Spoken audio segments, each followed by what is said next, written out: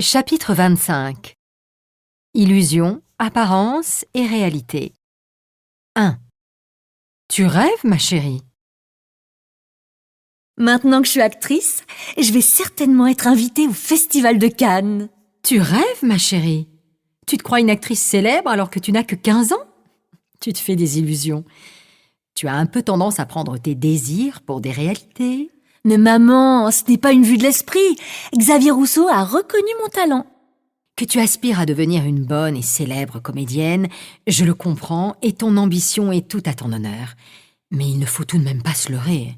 Si tu t'imagines que tu n'auras pas besoin d'abord de faire tes preuves, d'apprendre ton métier... Maman, est-ce que tu peux être terre à terre? Terre à terre? On croit rêver.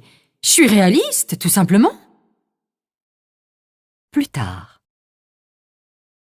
Chloé m'inquiète. Elle se fait tout un cinéma, c'est le cas de le dire, alors que la réalité est tout autre. Il ne faut pas rêver, elle n'obtiendra pas le grand rôle de sa vie après une figuration dans un film. Il faut voir les choses en face. Détrompe-toi. J'ai lu un article justement sur le sujet. Il arrive que des gamines soient prises pour de grands rôles, en particulier dans des téléfilms. À toi aussi. Tu crois au Père Noël? 2. Il ne paye pas de mine.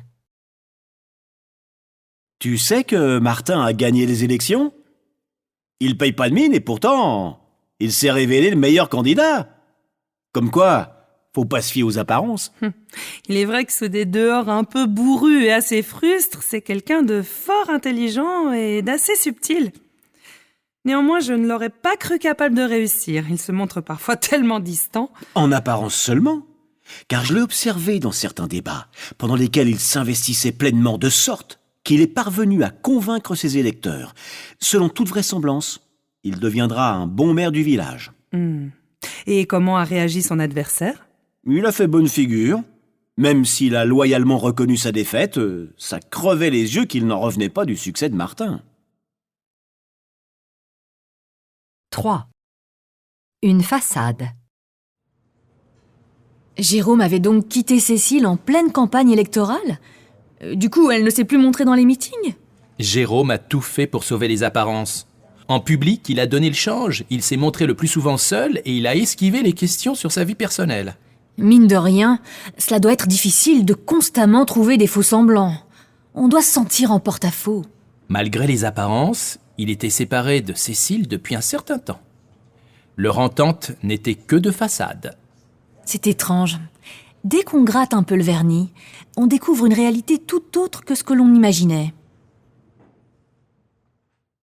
4. Retomber sur terre. Si je comprends bien, vous n'êtes pas très satisfait de votre nouvelle situation. Je dois dire que je tombe de haut. Je m'attendais d'une part à une entreprise innovante, d'autre part à avoir des perspectives d'évolution de carrière.